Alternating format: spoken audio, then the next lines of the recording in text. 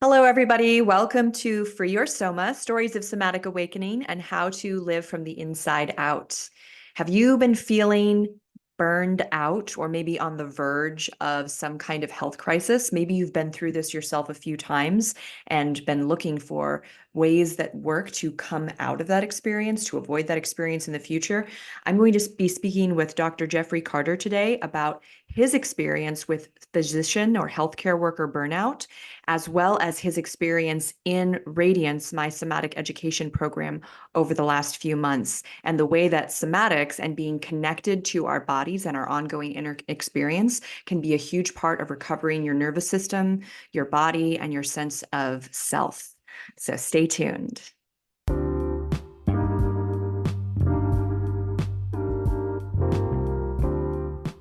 Every day there is a forgetting, and every moment there is the possibility of remembering. Remembering who you truly are, awakening to your body, to the inner world, to the experience of being alive. Here is where you find the beauty, the joy, and here is where you free your soma. I'm your host, Amy Takaya. I'm here to help you move from pain to power, from tension to expansion, and ultimately from fear to love. Hi, how you doing today? I'm good. How are you, Amy? It's good to see I'm you. I'm great. Yeah, we just saw each other yesterday when you came for a session, and now here we are on the podcast. I'm so excited to have this conversation with you and kind of continue the things that we were discussing yesterday. Yeah, me too. Yeah. Uh, I'm grateful to have done the Radiance program or nearing the end of it, and that you asked me to come on and talk about something that's has certainly been very impactful for my life and one of the biggest challenges Mm. that's been ongoing in my life for 15 years. Wow. Yes. And, I have to say that this concept of burnout, and we're going to talk about it today under, the framework of what it means for healthcare workers, because you're a trauma surgeon and a doctor. But also, other people who are listening to this who may not be involved in that field could probably definitely relate to some of the things that we're going to be exploring. So maybe a good question to start with here might be, how would you define burnout or what we're kind of alluding to when we say burnout? Yes, so that's a really good question. I don't have a specific definition, and all the definitions that I've looked up in our healthcare worker literature, whether it be nurses literature, physicians literature, I've never found a definition that I think pinpoints the experience. And I think that's because the experience is so individualized for every person that's going through it. So it's very hard for me to have an exact definition. I think that it is something that's not like to healthcare workers. I think it's probably something that several people across several different industries experienced in 2024. But some of the things that we experienced are unique to our group because we are taking care of other people and have different requirements from our job than a lot of other people have. So I do think that it's something that's probably common in our fast-paced lifestyle across the board, across all modern society. But there are probably some specific things that will hopefully come up in our conversation that makes this unique to us.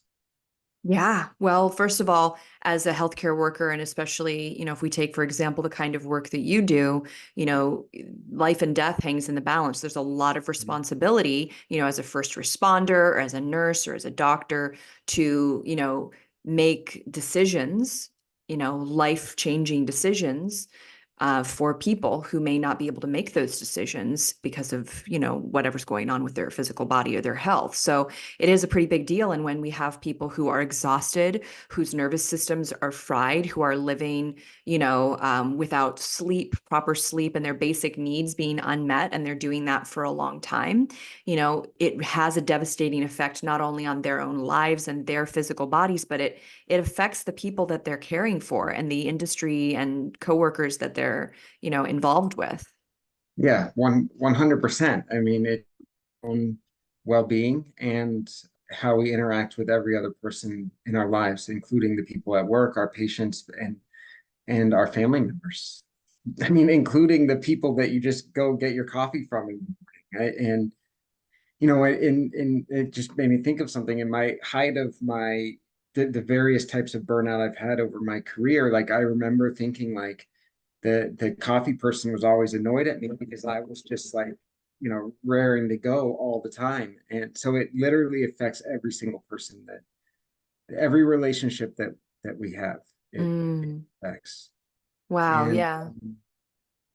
I'll get into my own experience, and I think that I was a setup for burnout. So I've given this a lot of thought, and I've gone through a lot over the past 7 or 8 years in working with my own relationship with my job. And yeah, so you asked about definition, and I think that one of the things that I would say that this comes from is the relationship that we have with our work. And Mm. a lot of times, because of those things you just mentioned, like the life or death situations and the meeting people on the worst day of their life over and over and over and over and having to perform over and over and over and over with the poor sleep, with the not the healthiest food that we eat while we're on long shifts and all the other things. We create a relationship with our job. Mm. And what I would say is that it's the manifestations in all the other parts of our life due to an unhealthy relationship with our career. Mm. And when I track my own experience, this goes all the way back to my childhood. Like I was setting myself up for burnout as a young boy growing up in Florida because I was the oldest child. I was a little bit of a perfectionist. I was a big time people pleaser, and not necessarily people pleaser, but I enjoyed achievement. I enjoyed the rewards I got from people like parents, coaches, teachers as I achieved.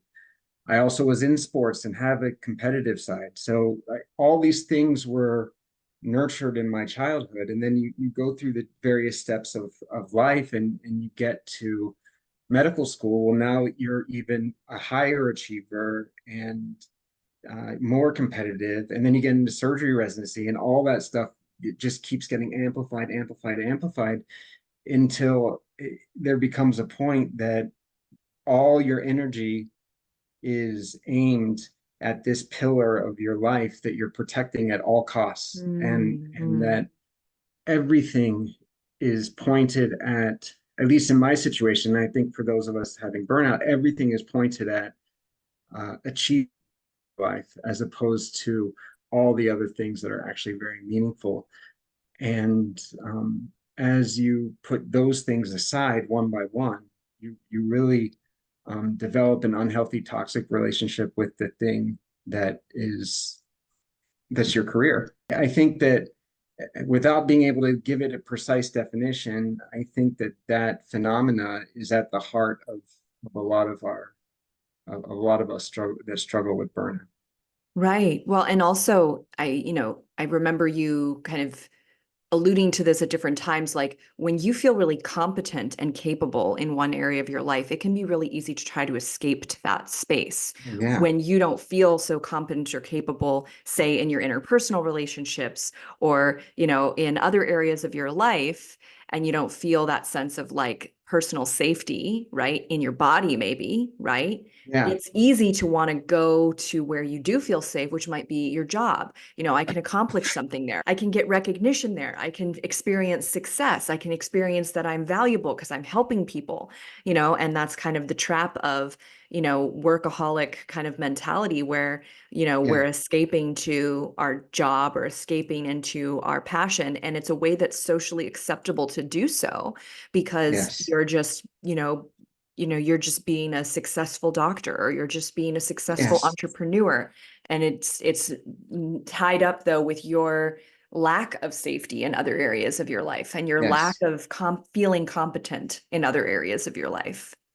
So absolutely, it's a positive feedback loop. And then in my particular situation, you have people coming to you all the time saying, "Oh, you saved my life, you saved my life." As I continued to address my own burnout, I actually began to, for a while, I didn't even like hearing that because I realized how that had pulled me into this toxic relationship with my career. And now I'm back at the point where I can just say thank you. I mean, I say you're welcome or thank you or whatever if I get a compliment or it's some things, but it's working in the emergency room, working as a surgeon, working as an ER nurse, working as an ICU nurse. Like these are all, very dramatic things because there's life and death involved, and there's TV shows and movies and all this stuff that sometimes glorifies what we do, but for me, it's just my job where I go to Right. every day. And yeah, you really listened to me because what you were saying was like really hit the nail on the head. Like that's all accurate. Yeah. Yeah, and I think that, well, let's kind of go back a little bit. We met each other at this networking event and we had a conversation. And in that conversation, I invited you to do some movements for your neck. And it was one of these moments where I'm sitting there talking to you. And I have these moments from time to time with people where it's like I'm telling you something and I see little lights going off in your brain because this modality, right, Hannah Somatics, is something that you have been looking for, but you didn't know what to call it or what it was. You just felt inside that there must be some way to address this tension and this like locked up feeling that I'm having in my body. And then I'm describing what I do, and you're picking up on it. You're picking up what I'm putting down, you know? Yeah, And it was interesting because there was, a few moments where I must have picked up what was in your field too, or what you were experiencing, because I was like explaining that people can carry emotions and memories and experiences in their body. And I yeah, just happened to say, like, they're carrying their divorce in their neck. And your eyes yeah. went wide, and you're like, I I'm remember. carrying my divorce in my neck. Because that was the place that we were really feeling it at that moment. That was the area of your body that had been talking to you really a lot, right? Yes. So in my experience, to get to that point where I met you, my own personal story is that I had become aware that I was burned out and that it was affecting my life in dramatic ways about 6 years prior to meeting you. And is when I went through separation and divorce. And I had done a lot of work to build awareness around the situation I was in. And honestly, to empower myself to be responsible for my own burnout. Like not all of it is in, I'm not trying to say it's all in our control, and it's not just about self-care and think there's so much more to it than just that. But what I could take responsibility for, I did. And I developed a lot of awareness around it, and from like an emotional, mental, spiritual standpoint, I'd done a lot of work. And one of the things that I had realized through all these various forms of healing that I was doing, and we can talk about some of those later, but one of the things I realized is no matter how much of that stuff I was doing, my body was still tight. And Mm. so I was looking into things like for yoga or for somatic work or body work, and it was just one of those things that I had never actually, I knew my body was tight. If you go back 10 years ago, I had no idea my body was tight, so I first had to develop this awareness around it. So then I've been wanting to do something to relieve this, and I did. I had done things like I had gone to Reiki, I had gone to massage work, I had done a little bit of yoga and various things. I float tanks, like things that made help my body feel better. But all those things led to temporary doing something to me to help me feel better. But I knew I wanted to on this in such a way where I was doing it for myself, but I just hadn't figured it out yet. So when I met you and you really didn't do anything to me, we talked about that and you showed me some brief movements to do that night, and I felt better. My muscles felt relaxed, and then the next morning I woke up with this idea like, wow, like that those things work. I feel relaxed here for the first time in a long time, and I did it myself. You just talked me through it, so I thought this might be the way that I can learn how to relax my body permanently without having to go for a massage or for Reiki or for other energy work or all the various things I had tried. Like this might be a way I can do it for myself. So that was my initial reaction Yeah. to interaction. Yeah, Well, and I mean, that and fits. it's come true.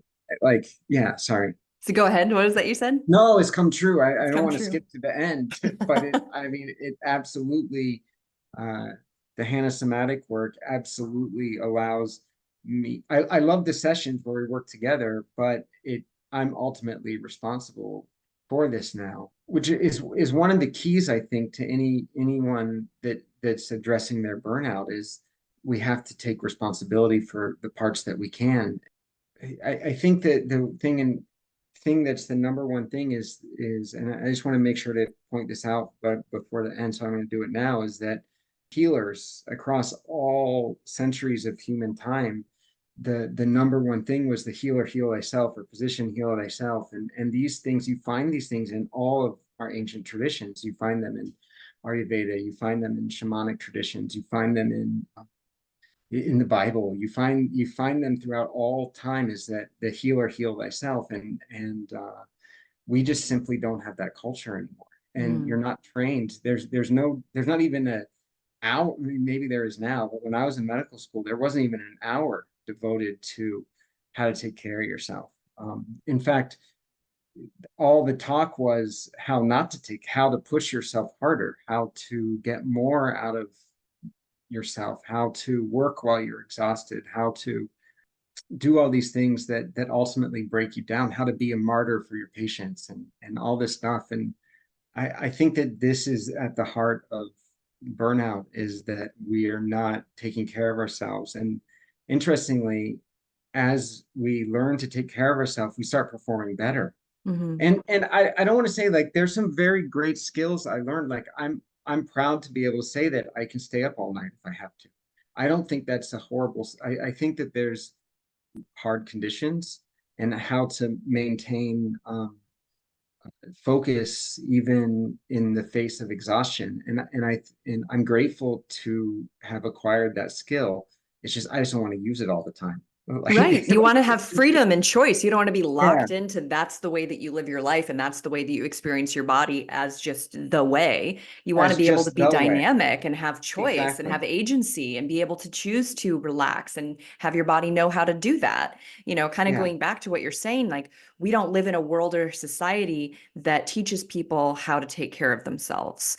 That is yeah, not a thing that we're taught. We're often taught how to basically get by and survive and, do as much as we can to get as much as we can from the time that we have here, right? Or from our job or from our whatever it is, right? And so yeah, it is a very big shift to make that choice to slow down enough to take care of yourself, to slow down enough to learn a new skill, because that's ultimately what you've learned in this program is you've learned a new way that's very, very effective to take care of your body and to actually yes, connect with your body and be able to listen to what your body is saying to you.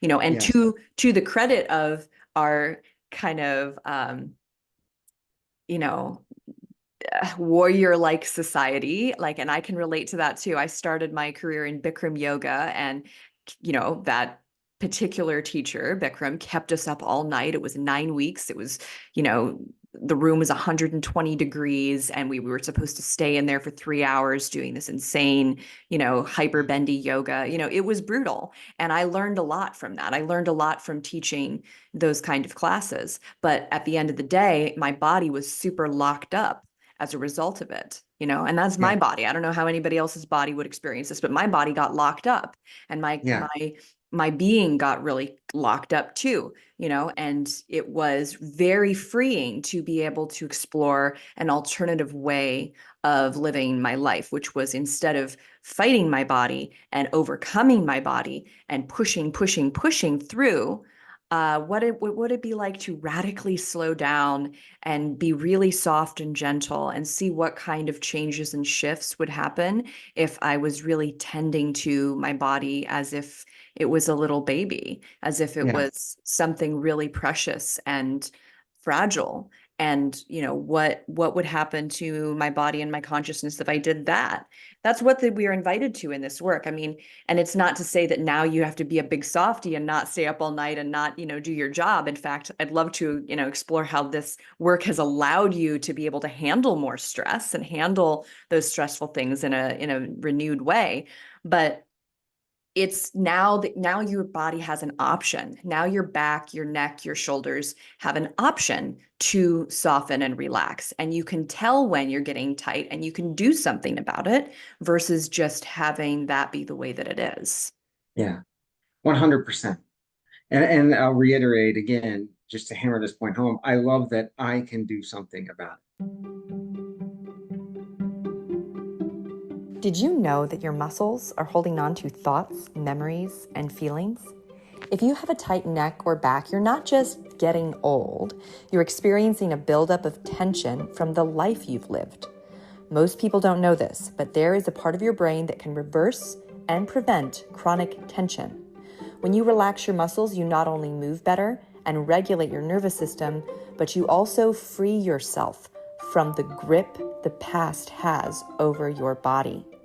So you can live with freedom, confidence, and enjoy your life now. How does that sound? Join me, Amy Takaya, and discover what my clients are raving about at youcanfreeyoursoma.com. Regarding the hardcore things, those types of things that were very meaningful in my recovery from this too. Like at the height of my burnout, I actually weighed 245 pounds. Mm. I did not have one good relationship in my life, literally not one.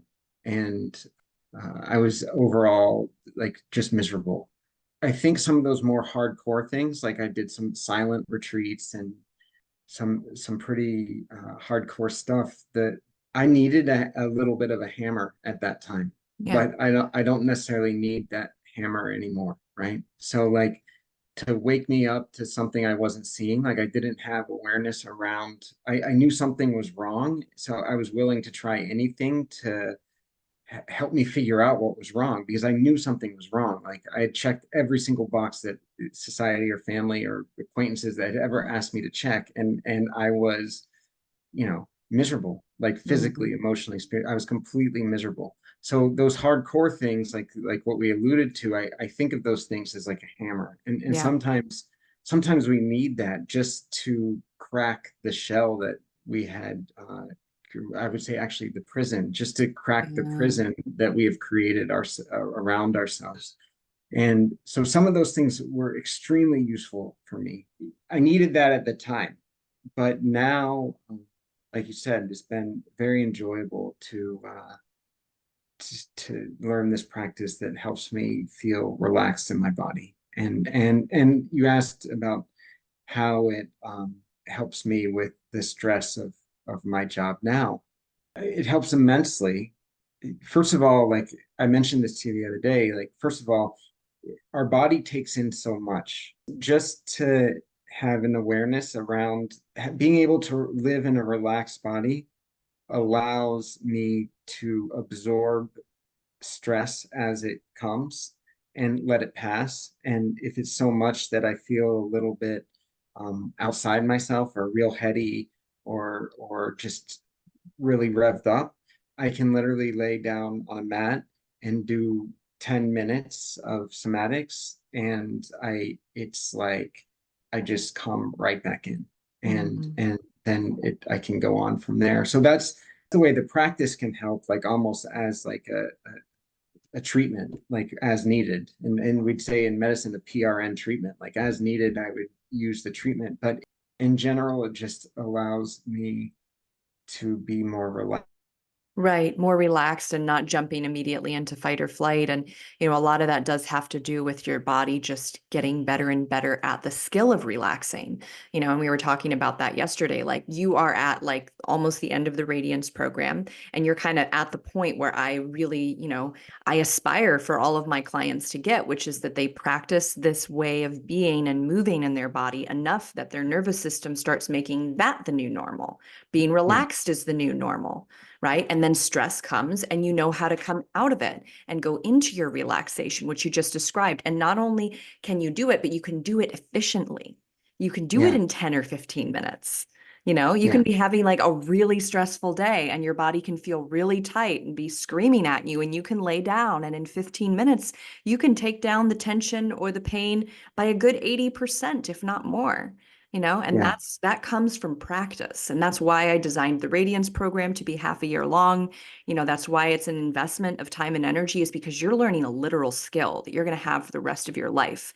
And it's so beneficial to be able to have, again, that agency and that option to be able to have, say about what happens in your physical body, and that you don't have to hold on to, all of the muscular conditioning and stress that you ever experienced, right?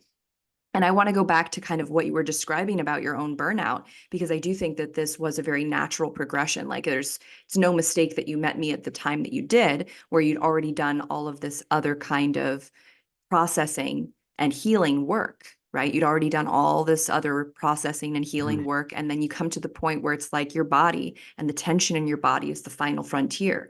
How do we get your body to catch up with where your consciousness has been headed, has been going, Yeah. right? 100. That was my own journey, but I will say that I think that if somebody could do it the other way too, like if somebody's out there and they are feeling burned out and don't know where to go, it's like you just need to start an inroad somewhere. Like I've thought about this a lot, like, and you'll read this in various places, that there's to get to the top of the mountain, there's several different paths. My own path, somatics, came more towards the end, but I think that it would also be reasonable for someone to say, wow, I'm burned out. I don't know where to start. I don't know where to go. Just start somewhere.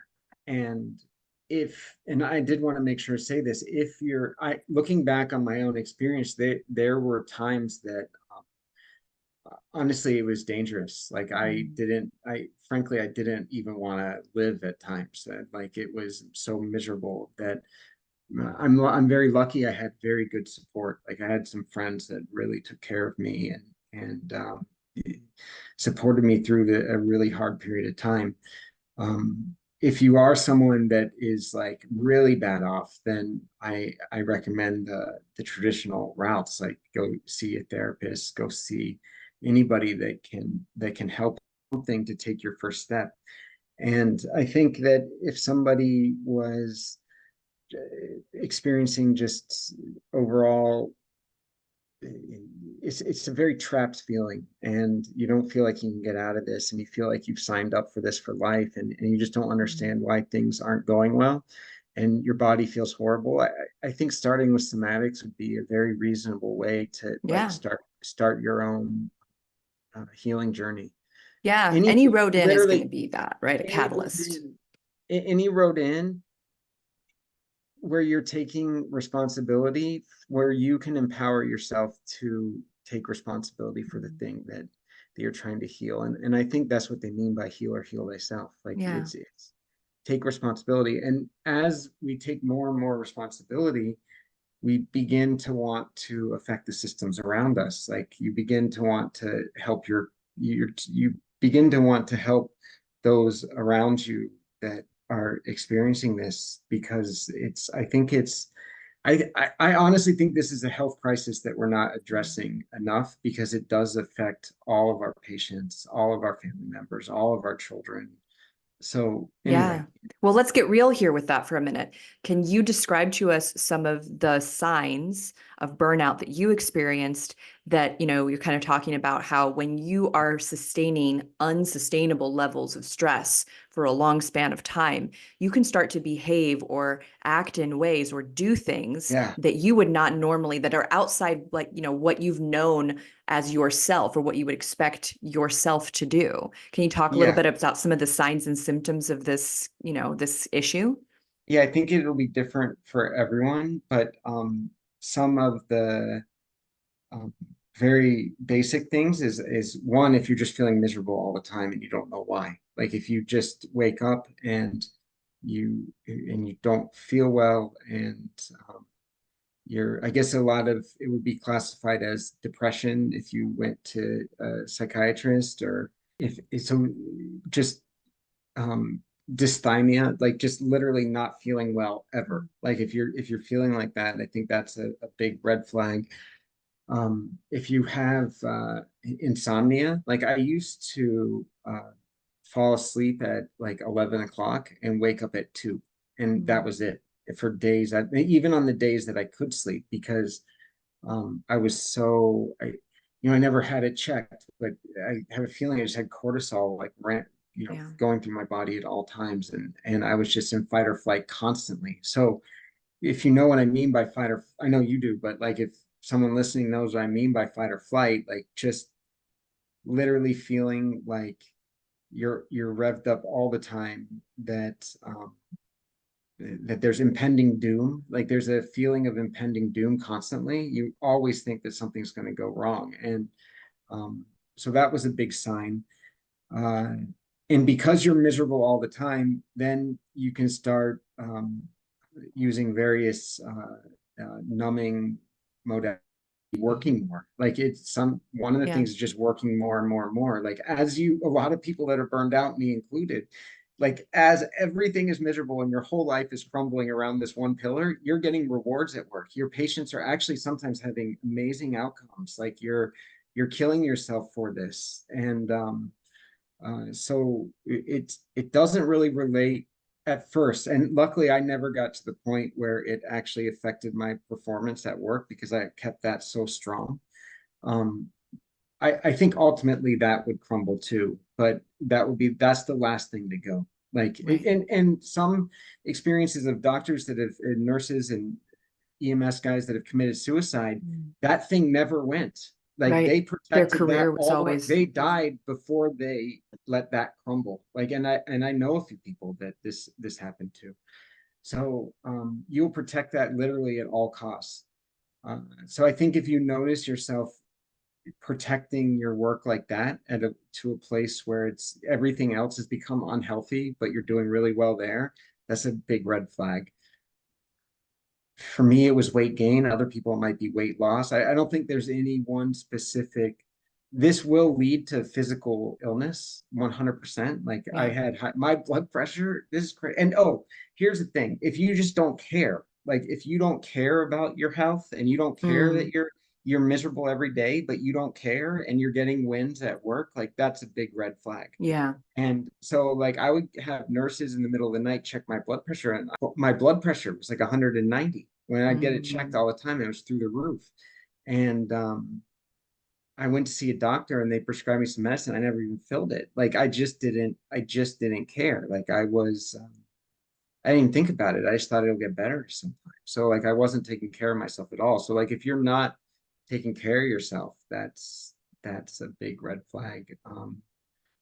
This manifests in so many different ways. And the worst way to manifest is in suicide, or in, like, Mm. I know I have a old friend that died in a drunk motorcycle accident, Mm. and I don't know his immediate situation around that. We had parted, like we just hadn't spoken in years, but I knew it had happened, and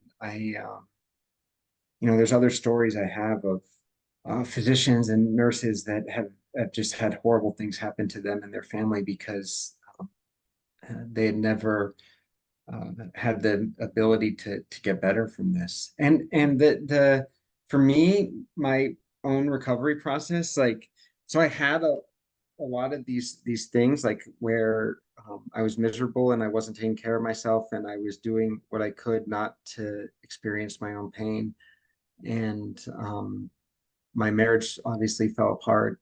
Mm. I love of co-parenting, like when you recover from this, your relationships, even the hardest relationships that you thought were the hardest relationships in your life, there'll be major changes, like as you Yeah. start getting better. But literally all these relationships will improve, like as you start taking care of yourself, and um, just having the intention to improve yourself and improve the relationships in your life, like you'll start finding the ways. And for me, I did some traditional modalities. Like I had a therapist that was very helpful, especially during those times.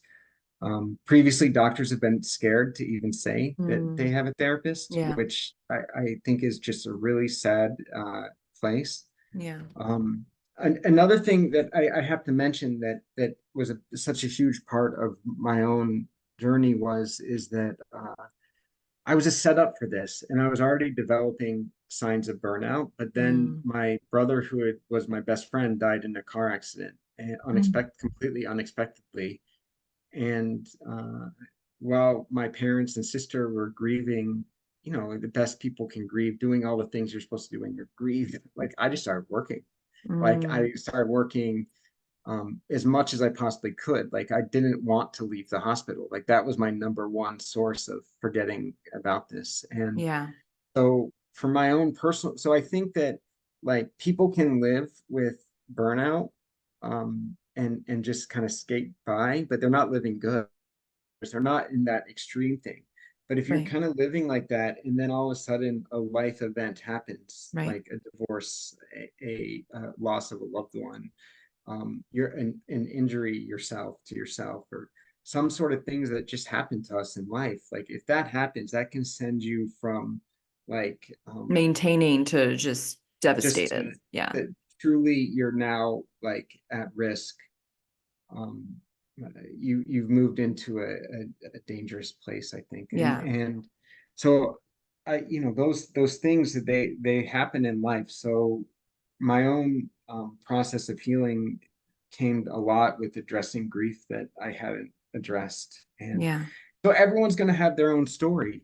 So I think that as a community, we have to do a better job of taking care of each other too. Like it's not just about taking care of yourself. Like we don't take care of each other the way that we should. And I think that this is an honor to get to do this, get to be a physician. And I think that it always has been. And I think about like those all, especially like for me as a surgeon, there's like thousands of years of people doing this before me, Yeah. and they paved this path for us to get to do that. And um it's what will happen is that the thing that literally was ruining your life can become this thing that you all of a sudden all this gratitude starts coming out of it.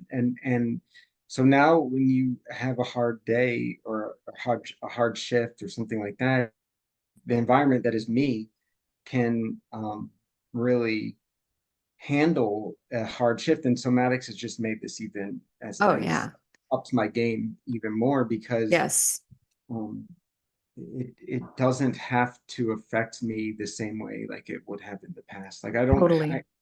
I don't have to pack anything away that happens. Even the hardest things that happen, the surgical complication, an unexpected death in the hospital, like the things that happen as a part of our job that I used to just pack away to God knows where, right? Like and Your just neck, keep your it back, your just your yeah, neck organs. back. Yeah.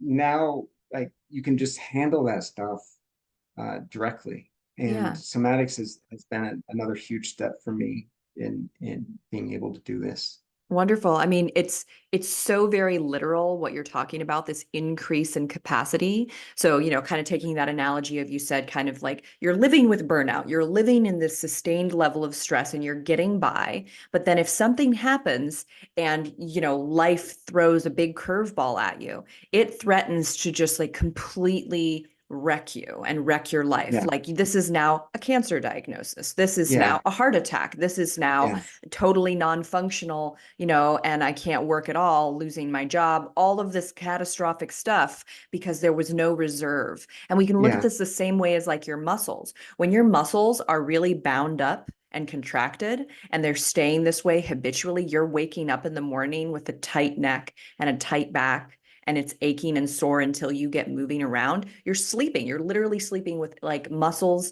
that are expending energy, right? yeah, If you do, you're getting by like that. You're doing a little yoga and you're getting things a little more limbered up, but it's going on. It's staying tight, staying in contraction.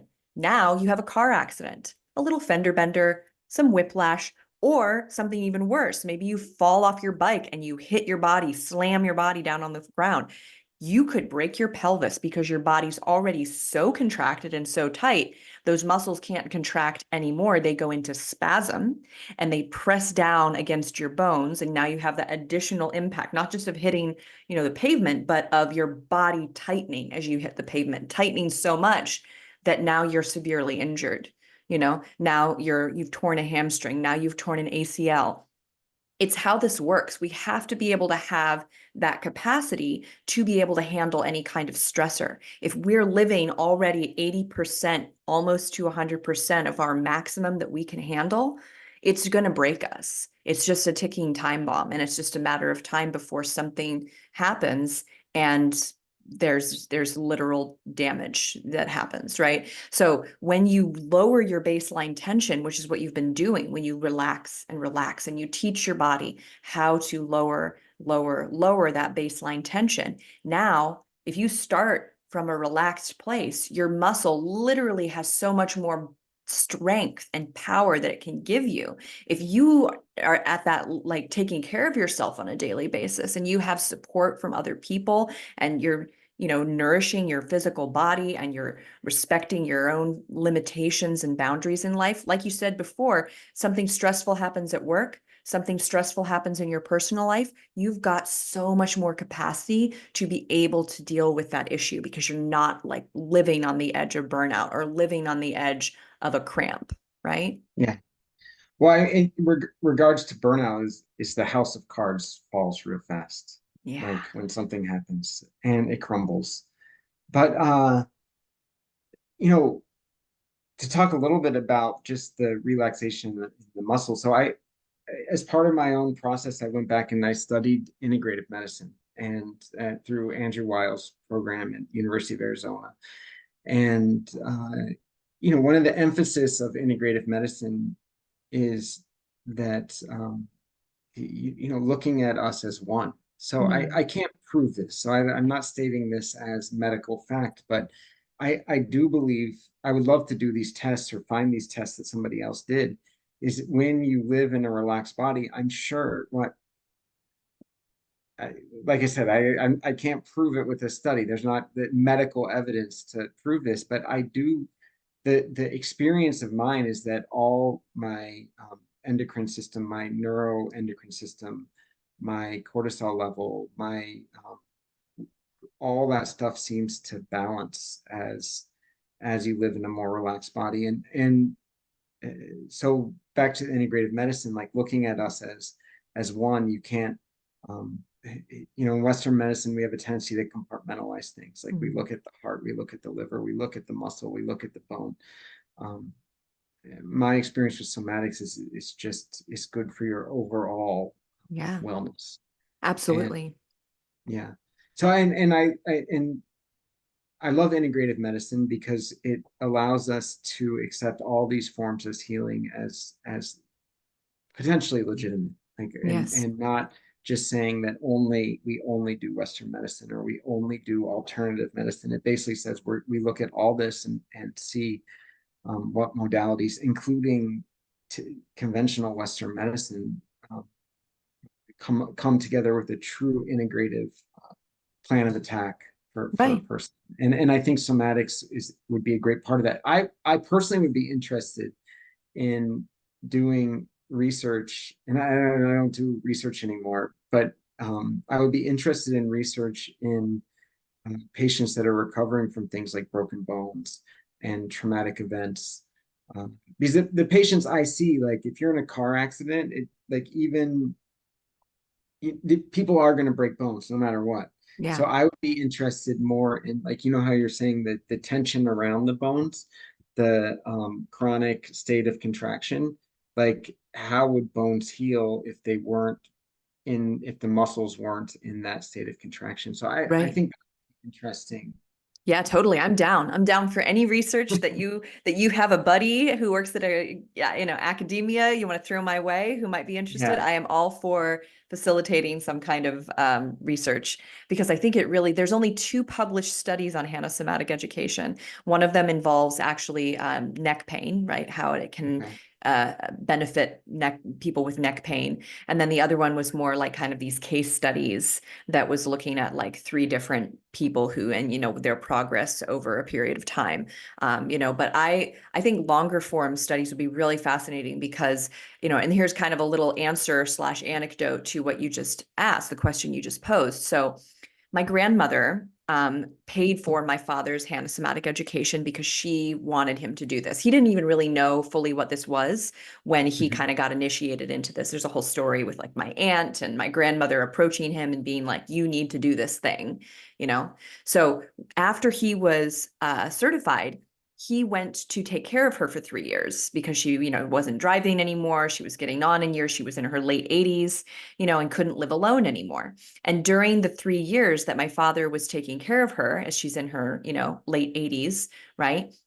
Okay, well, I should say the catalyst for him coming down was she fell out of bed and broke her hip, Mhm. right? And went through this whole recovery process and healed from that, right? Just by falling out of bed. Then he comes down, lives with her for 3 years. In 3 years, he did about 500 hands-on sessions with her because every single day she would come knock on his door and say, session. And he would go in and do a session with her. And she was half asleep and snoring most of the time. And like, just how it goes when you're deep in your parasympathetic, right? So flash forward after those 3 years, her care level increased and she needed more care. So I changed my whole life to come and help care for her during her end of life phase with my cousin. My cousin and I lived with her in her home and did full-time caregiving for her as she was towards end of life, right? I watched this little tiny Japanese lady fall 4 different times. And it was like a scary fall. Like she was walking towards me and she just slipped and like slammed down on the hardwood floor. She fell out of bed once. She also fell off the couch once. And this woman did not break anything. Mhm. And my dad and I both postulate that it's because of those 500 hands-on sessions, Yeah, right? And then even at her end of life phase, when she was kind of all curled up and immobile in her bed, as people do when they're, towards end of life, when we would ask her, are you in any pain? She said no, she wasn't in any pain. Even though her body was tight and contracted and crumpled yeah, up, she didn't need morphine. She died yeah, naturally without drugs because she wasn't in any pain. And yeah, that is extraordinary for someone at that phase of their life. Usually people are in a lot of physical pain, and when yeah, you move them around, they're suffering. They're yeah, laying there in their last moments of life suffering a lot. And she wasn't. And so yeah, this is, something that we didn't, obviously have a team of people studying this, but just yeah, anecdotally, like, what does somatics do if you spend enough time conditioning your nervous system to let go of those tensions? What does that mean for how you age, for how you, face the last moments of your life? Do you face them in agonizing physical pain of your muscles tight all over your body and making it difficult to breathe? Or do you face them with a relative amount of relaxation, even if you're tight and immobile, right? yeah. I mean, I think, one of it's just in our Western medicine, in our Western medicine, the way we do things, we have these standards of care that we meet, and that we do that through this rigorous type of research and things like that. But in the part of my mind that's just about using medical judgment, right? Like medical judgment doesn't always have a randomized controlled Right. trial to prove it. And I tend to think of things as what's the risk and what's the benefit. And there's absolutely no risk in this. I mean, there's no risk in learning to relax your muscles and potentially all these benefits that you talk about. So I like hearing case studies. Like I read a good part of Dr. Hanna's book, and he has each chapter is a case study. And uh, I, I think that when and how I use judgment in my own career, if I have a modality that carries literally no risk and potentially huge benefit, then for me to recommend that, I don't necessarily need all the rigorous studies that I would have, like if I'm prescribing a new pharmaceutical with a whole bunch of side Right. effects, Yeah, like yeah. that, then I like to know like this compared to this, that I'm this is worth those risks. But in Hannah Somatics, like I literally can't think of any potential risk. Like you're There's literally just contracting your yeah. muscles and then and then learning to relax. Like Yeah. there's no harm in learning to relax. Right. And Well, and I will say, just to say it, there are some very few contraindications. So in the case of someone who might have a lot of blood clots, for example, there might be some contraindications simply because when you relax the muscles, the blood starts moving. You know what I mean? So they'd want to be cleared by their doctor for any type of exercise, even somatic of exercises, course, yeah. obviously. And then the Okay. other thing that's like maybe a contraindication can be like if someone has a lot of unprocessed trauma and they have unconscious memories of things that they don't remember happening to them. And and this is with any type of somatic work, it doesn't have to be Yeah. somatics, right? But they start getting in touch with their body and they have a memory of something from their childhood that's very traumatic show up, and don't have the tools or the support to deal with it, like it can be dangerous in that way that they're Okay. suddenly faced with so much that but that's again not particularly common. It's just something that, like people should be aware of it, but it could happen in a yoga class. Like it could happen in So any type of somatic work, where you're yeah, getting in touch with your body. and I think that brings up a good point about burnout is that often we need multidisciplinary teams Totally.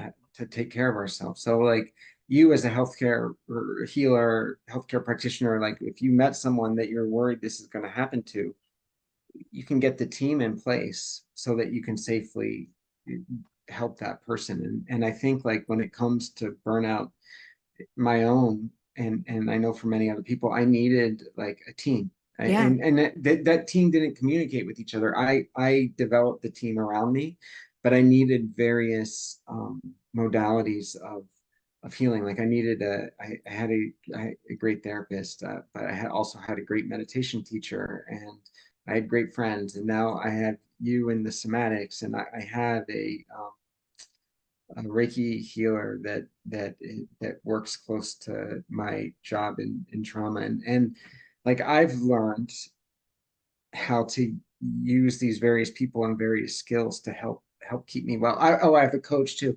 I was laughing with I was laughing with some of my colleagues about the number of people that we need to keep ourselves good, because I'm lucky now. I work in a group of all trauma surgeons that truly care about their well-being, and I'm so Mm-hmm. happy to be a part of that. And you come together in a community that way, and we tell each other different ideas or different things we're trying or different things our wives like are trying, and we share, and like we're all bolstering not just our group as doctors but our PAs. Like we're working together to try and get everybody up, right? Like as opposed to everyone bringing each other down. And but we were laughing about just the number of people that it takes to keep ourselves well. But I actually think that's really healthy. Like I think Yeah. it's you take on a role that's extremely stressful just to have the awareness that I just this is a huge part of my own recovery, just to be able to say I need help. Yeah. Like I you are not trained as a trauma surgeon to ask for help. You are the help. You are the person that fixes things. And that's the thing. I was a fixer. I love to fix everything in everyone's life. Like if they came to me, I immediately had a solution, right? And that was one of those things that goes back to childhood that brought me into this space. But at a certain point, a huge part of this process is just to be able to say like yeah, hey, I need some help here, things aren't going so well. And then when you just ask that, this team of people starts forming itself because Oh, you get absolutely. interested. Yeah. Yeah, and I think that it is healthy to have, multiple mentors and guides and Yeah. people that you look to for support. I think that we were meant to live in communities and villages Yeah. that would have supplied that for us, and now we are kind of splintered, and a lot of like the ethos or the culture that we maybe had at one point has been, shifted in such a way that it's harder to find that. And so now we we find specific people who can fill those roles for us, Yeah, and that's what I call being resourced, and I do that too. I'm resourced. I have people that I work with that help and support me, yeah, and I need that for my ability to help other people, yeah, and that's why I think, what you're describing with, a group of like-minded physicians in this case, where you are, instead of going out and drinking and partying together, you're showing yeah, up for each other and encouraging each other to take care so that you yeah, can fulfill your mission here and do the thing that, that you're doing so importantly in this world. yeah. And then to add to that, not just your group of people, but also having um, your practices and your Mm, hobbies and the things that you love. Like yeah. making space for those things is important. So my practice is now somatics is part of my practice, but I have things that I can go to. I can go to a particular guided meditation or a particular guided teacher. I can go to my own silent sitting. I can go to somatics. Next weekend, uh, we're going, my wife and I are going to go hiking for 4 days on the Appalachian Trail. Like that's a hobby, right? So like that takes planning, preparation. It's something I get excited about. Like right across this wall of my backpack and everything laid out. Um, the a decade ago, I didn't have space in my life for these things, and some of that's important. Like when you're going through surgical training, you don't really have time to just be hiking in the Appalachian Trail and doing all the things that I do now. And that's okay. Like I did want to touch on Mm. this real quick. If anyone out there's a resident, for me, when I was going through residency, I did not have the degree of burnout that I had after. And I was thinking about that this morning before this talk. And it's because I loved what I was doing. I loved, and I've always loved what I do, but like I was learning a new skill and that was exhilarating. So I developed characteristics that would lead to burnout. And I was probably burned out at that stage. I just didn't feel it because I Right. was so enthusiastic. And I think that that's a really wonderful time of life too. Like if you do get focused on, like if you are a resident out there and you are like really want to hone your skill and you want to learn something really well and you're devoting your life to it, I think that's okay. Just know that there's risks to that. And like I think what I was lacking was the mindfulness. I Mm. wasn't able to say, like, I'm doing this right now. But when I can't wait to get back into playing basketball or going hiking or reading books or doing all the things that I enjoy to do as a person. Um, I didn't have any awareness around it or mindfulness around it. Right. And there's seasons to life, Seasons, yes. and we go through phases where, yeah, like it's go time. Like we're getting Yeah, we're getting it done and we're sacrificing certain things, and but then there's going to be a different season and your body will force you into a season of self-care if you don't yeah. make that a priority. Your body will let you know. So learning surgery was one of the most exhilarating, fun seasons of my life that I'm forever grateful for. Learning myself and how to take care of myself and how to take the foot off the gas is also one of the most exhilarating, just a different kind of exhilarating, Yeah. but it's one of the greatest seasons of my life. So it's interesting all these paradoxes that we find. And that's a huge one. Like the thing that I'm saying like caused me to be burned out or this and that is one of the things I love the most. I just had to learn how to love it in a way that was good for me. Yeah. And just learn that. And uh, so anyway, both things are true. Totally. And I want to reflect a bit on, how far I've seen you come in the time that we've been working together, not only in your literal muscular, way that your body's being held, all that tension that you were carrying around your neck and shoulders has just really melted away, and your posture has shifted, the way that you express and share things very easily, very fluidly. You just seem so much more alive and free than the person that I met at that networking event who was like carrying this like invisible backpack around, just carrying this Yeah, burden, And I feel like I've gotten to meet like the real you. I've gotten to meet like this you that was underneath all that accumulated stress, yeah, that you were kind of like like trying to get back to or trying to find again, and you were Yeah. just right there on the edge of being able to connect there at that level again. And what I noticed was that, when I met you, you were very like clear that like I can't keep working nights, like I can't keep doing this. Like it was almost like your body was like, I'm about to burn out again if things don't change. Yeah. And you even thought you had to have a career change. And what I Yeah. saw about 2, 3 months now into the program is that you're like, actually, I'm good. Like I love my Yeah. job and I love what I do. And, Yeah. I don't need to change my career. I don't need to Yeah. stop working nights. What you needed was to let your body actually be able to rest when it was Yeah. time to rest and not stay elevated and Yeah. stay in that stress state. And so it's this like, I hear this from people a lot. Like they think their desk chair needs to change. They think that Yeah. their boyfriend or girlfriend or husband or wife needs to change in order for their experience to be better. And it's Yeah. not that those things don't have an impact. They absolutely do. Working night shift is hard. Yeah. But what if you changed instead? What if your Yeah. capacity increased, right? How would those problems appear? How would those outward things feel? How would your desk chair feel if your back was relaxed, right? Yeah.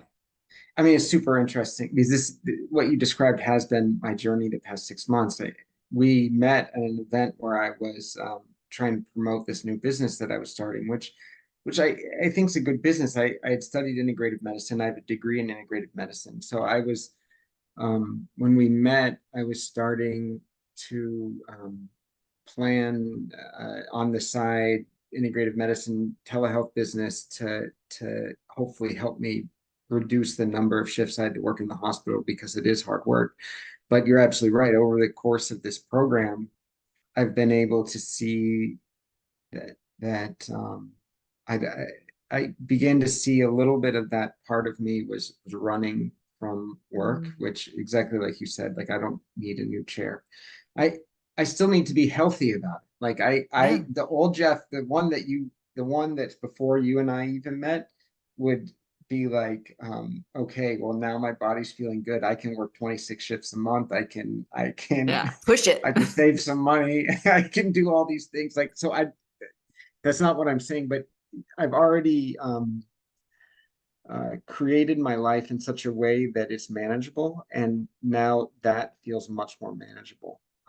So for sure, like everything you said about your observation of me over the past 6 months has been I don't have anything to add. Like that's Yeah. absolutely true, and somatics has been a big part of that. Um, I and but that does bring me to one other point I wanted to make is that like often when we're burned out, we immediately, to go to your analogy, we immediately want to go to I need a new chair. Yeah. Like and we can get very desperate in getting that new chair. So like let's say that chairs are really hard to find and you're like, I need this new chair. And that energy of like really desperately wanting that Mm. new chair, it just adds fuel to the fire. Right. And I've experienced this like you just said with somatics. But also there's been other times that I've had this realization that I don't need a new chair, but you might need to redesign your chair a little bit. Right. Or That doesn't redesign your mean working just hours and how you spend your yes. time in that chair. So exactly. So like things I did and um see, you're not going to find the solution in any one particular thing. You're not going to find the solution in a new job, but you may improve things with a new job. And you're not going to find the solution in just learning meditation, but you will improve things in learning meditation. And I think somatics is one of those tools. And I think that that somatics is one of the ones I would say in now is very necessary one because Mm. you have to get somehow like getting in touch with your body and getting comfortable with your body is is just such a wonderful thing to do for yourself. Yeah, so your assessment of me through this course is spot on. Yeah. Tell us a little bit about like, for anybody who is curious about what is it that we do in the Radiance program, like what has been your experience? Um, well, we do our one-on-one sessions where that are more hands-on, and you're helping me go through the movements that of really just tightening our muscles and relaxing our muscles. And um, So we do those one-on-one sessions that have been great, and then we do our online sessions in a group where you're talking us through things over a computer setting like this. Where in those sessions, I learn more how to do the movements myself, and then I've developed a practice like you've encouraged, where I try and do some somatics every day, even if it's only 5 minutes. It helps. Yeah. But my experience, so that's what we do. My experience of this is one of this isn't a term, and is peripheral neuroplasticity. Like it's Mm. like a remembering of how to relax, and like Tana's term, the somatic amnesia, Sensory somatic motor muscular amnesia. sensory motor amnesia, Yeah, sensory motor the amnesia. motor cortex has not been connected to the space directly. It's been being controlled autonomically by the cerebellum maintaining contractions. So that reconnection I experience as a form of neuroplasticity. Mm. Just like very similar to in meditation, how new awarenesses start coming up, and you start to develop sides of yourself that you had been amnestic to for a very long period of time due to trauma or due to whatever reason. And I find that somatics, the same thing is true, except for on a peripheral muscular level. Like at the gym now, I'm so much more aware. Like if I'm doing an exercise like a bench press or some sort of thing, I'm so much more aware of what muscles are contracting, but also what muscles are relaxing. So Hmm. on the contraction, like we've talked about before, is the to contract my chest, my back has to loosen. And Yeah, I wasn't aware of that before. I it wasn't probably aware. wasn't loosening. Yeah, probably it wasn't. Yeah, it probably wasn't. But like even if it was, I wasn't. The lengthening is the word I'm looking for. The Yeah. lengthening of certain muscles when other muscles are contracting. And now when I'm doing an exercise, I'm much more aware of what's going on. But also I'm aware of like if I'm just driving, like I didn't realize like I'm driving and one foot is on the gas and the brake, and my other leg is just sitting there contracted. So now what happens is I think I come to a red light and I think, well, why is my left leg just it's not doing anything? Why is it sitting there contracted? So I'll notice that and just be able to relax it. Yeah, And I mean, it's an amazing then thing. and then the rest of my drive I'm there relaxed. Honestly, another thing that I've never shared with you is that I do think also being in a relaxed body from a leadership standpoint really helps. So like when I walk into a trauma situation, and um, I'm even more relaxed than I used to be. Like you're a certain degree of relaxation because you're in your power. You've done this hundreds of times, and you're comfortable in that role of being the team leader and this and that. Mhm. But the whole team is looking at for you to be relaxed. Yes. So I can embody that so much better now than I even did 6 months ago. And um, because it's not just my mind that's relaxed. Like I literally walk in and I don't feel myself like tighten up. Yeah. Even if I was saying things from a calm state of mind, my body wasn't matching that.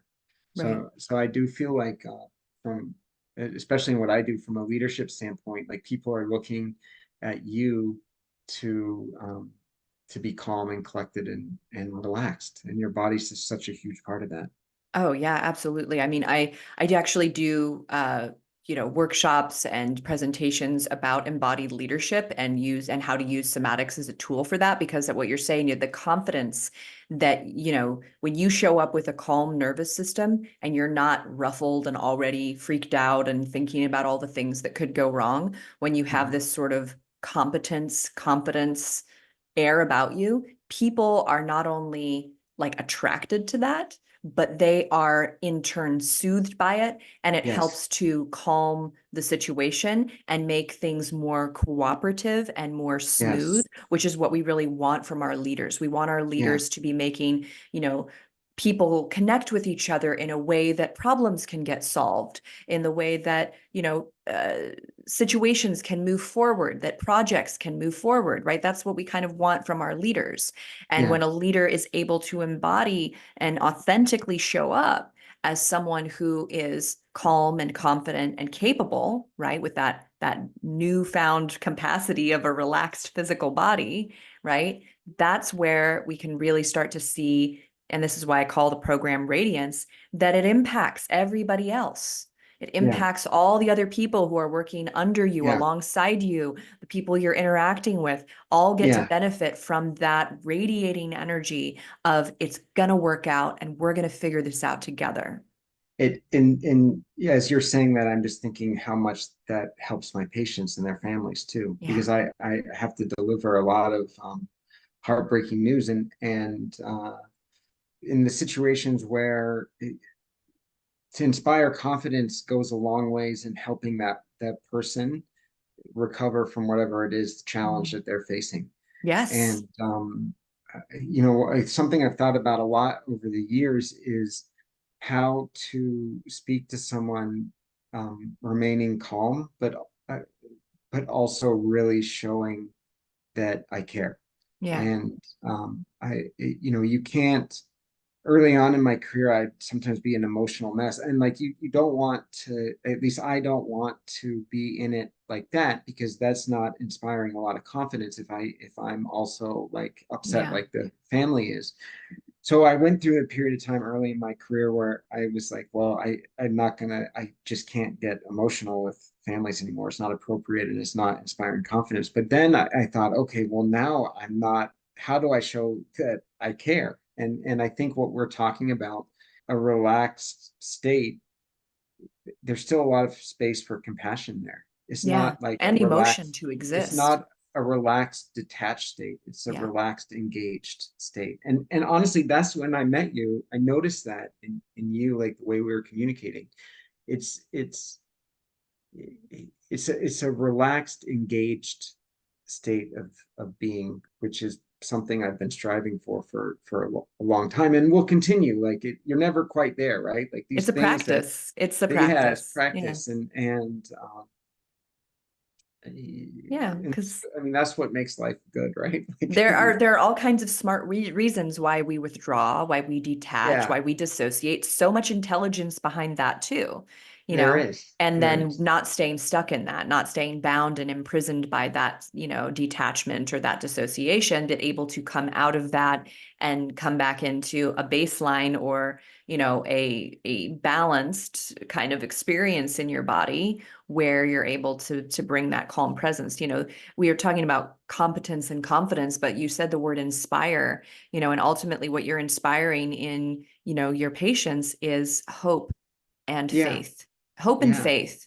And that's what That's it. leadership really offers too. And I think that's why it's heal thyself, because you can only do that. You can inspire hope and faith that will allow for deeper healing to occur no matter what is happening, right? Even if it's Yes, just someone surviving the loss of their spouse, they're going to yeah, need that hope and faith. And yeah, that is going to radiate from a person who is embodying that relaxed state and not yeah, all tied up in their own, pain and injury at that moment. yeah. And one of the things I've learned over the course of my career, my experiences, is you can't talk someone into hope and faith. Yeah. You can't rationalize it with them. Mm-mm. And I think that in my own experience when I was first starting out, that's what you want because you want it really bad for them. Like Yeah. so you want to explain to them. There's a lot of becausing and this and that, and like embodying it truly is the way to share it, To communicate because it. you can't find Mm.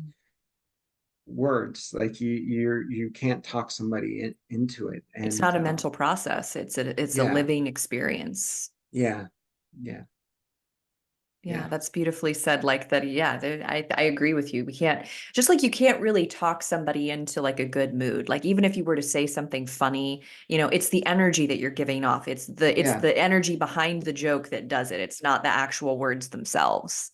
100%. Yeah.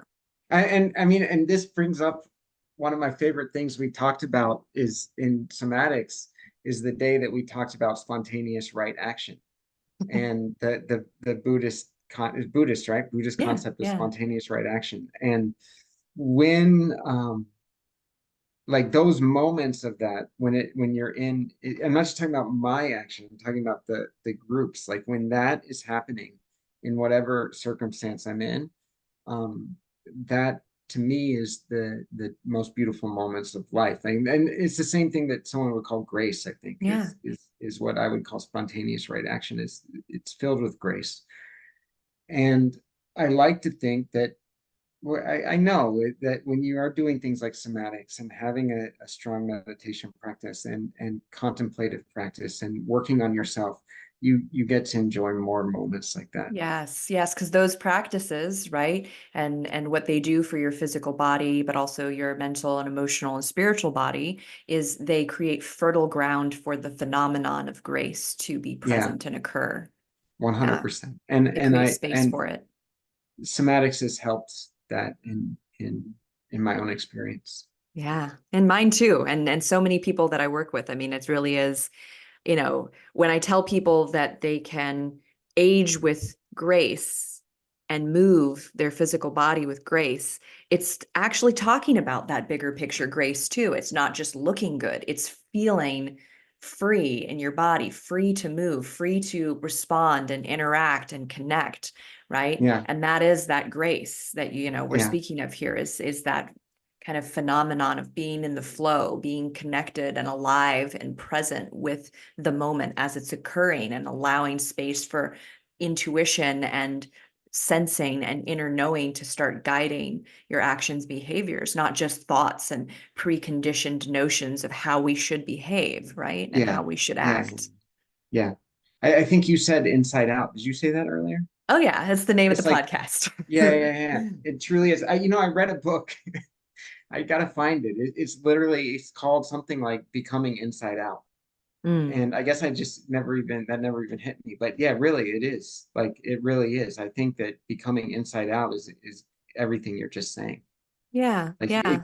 it connects you to these spaces that we're talking about. Mm. Yeah, absolutely. Well, I think this has just been such a powerful conversation. I know that it is, at this point, part of your mission to, create like connection and community with Yeah, other physicians and healthcare workers who may be starting to realize that they're on the edge of burnout. And, as part of this conversation today, you graciously said if somebody's listening and wants to reach out to you for some support or resources, that you'd be happy to provide that. And I think that's so incredibly 100%. wonderful. So, let people know like a little bit about where they could find you, or how that, there's resources and support might look like. Yeah, so we'll put my email in the show notes. It's Dr. Carter at panahealth.net, which was the integrative medicine company I was trying to start, but I'm still going to use that email. And I do want to just say, like, I really sincerely mean this for all healthcare workers, because Mm. one of the phenomena of burnout is that we have an ER nurse that's burned out, a doctor that's burned out, a respiratory therapist that's burned out, because we're all have very high demands. It all looks a little bit different because our roles are a little bit different. But what ends up happening is we all come to the same place and then we're giving each other dirty looks and we're not like, and it's just Oh, not, sometimes it's not a good work environment and everybody's complaining about each other. And all that does is add to the misery of the experience of being in the hospital when you're feeling it. And there's a lot of complaining and bickering and that going on. So my what I really would like to do is bring together a community of all different people that work in the hospital. Like people, anybody that works in the hospital. Like one of my favorite people in my hospital right now is the nighttime shift coffee barista guy.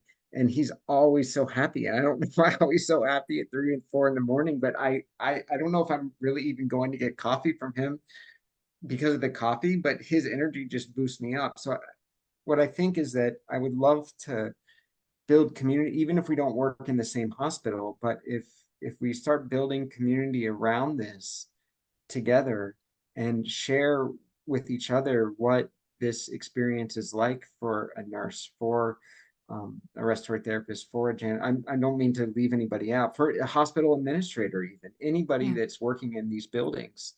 I think that sharing our experiences in a place where it's safe to truly be honest about like what's going on for you and not fear like repercussions is something I would like to do. So this is my first time ever speaking publicly about this. So I really thank you for having me on. And it's like it feels really good to just talk about this and to talk about this with you, having helped me Mhm. so much over the past 6 months.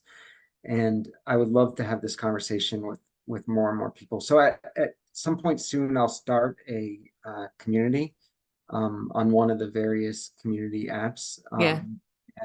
and we can see where it goes. Um, so, but and also for someone there, I through my own process, I've been able to come across lots of resources for people. So no matter where somebody is in this stage, I'd love for anyone to send me an email or reach out to me and communicate. So that's just really where I'm at. But I most of all, I'm just very grateful for this opportunity to share my experience in a Yeah. public forum. And Thank you. Thank you so much again for it. I mean, it hit close to home for me, some of our conversations, because, and I won't get too far into this, but my mother, was a nurse, has been a nurse, is still a nurse. And growing up, she was definitely in a long, long phase of sustained what we would call burnout, right? And that affected me. And it of affects, course, as we mentioned at the beginning of this podcast, our radiance can work the other way too, where yeah, when we are really dysregulated and stressed out, it's going to impact the other people in our life in a really detrimental way. And so this is a big issue. And I feel like, COVID shined a light on that. yeah, And there's more awareness about it. And hopefully there will continue to be more awareness and more resources and more people like you stepping forward to, initiate a bigger systemic change that yeah. is needed and coming for this industry to survive, honestly. Yeah, and I think that's happening, but I think that the importance of that being grassroots to some extent is really important Yes. because you cannot, no matter how well-meaning a hospital might be, a hospital can't cure this for me. It Mhm. has to be me empowering myself. Yeah. And and Yeah. and I think that like no matter how many yoga classes I went to or meditations I did, like it really has to come from inside us. Right. Yeah. And that's what I mean, just somatics is about reconnecting with yourself and building that Yeah. foundation in yourself. And then the yoga, the meditation, the Yeah. talk therapy, all of that will be more effective when you have that practice of sensing and listening in and building pathways to get feedback from your body about what's happening real time, what's happening right in your physical body. And so I'm so proud of your progress, and Thank just you. you who you are has been so exciting to get to meet, like I said, the you underneath the, that ball of stress. And I'm really excited, and I can't wait to continue to support you in all of the different ways that you're going to show up in the world and make a difference. Thank So you, Amy. And likewise, absolutely wonderful talking with you, and we'll you we'll too. see we'll see each other again soon. Okay. All right. Bye.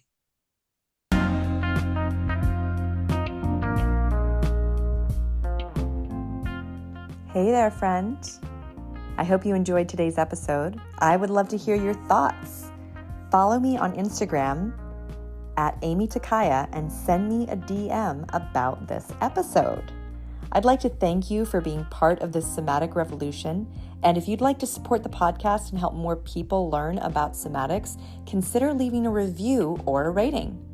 And finally, if you'd like to have the experience of relief in your tight hips or back and learn to understand what your body is really saying to you, visit youcanfreeyoursoma.com. I can't wait to share with you what is truly possible. Bye for now.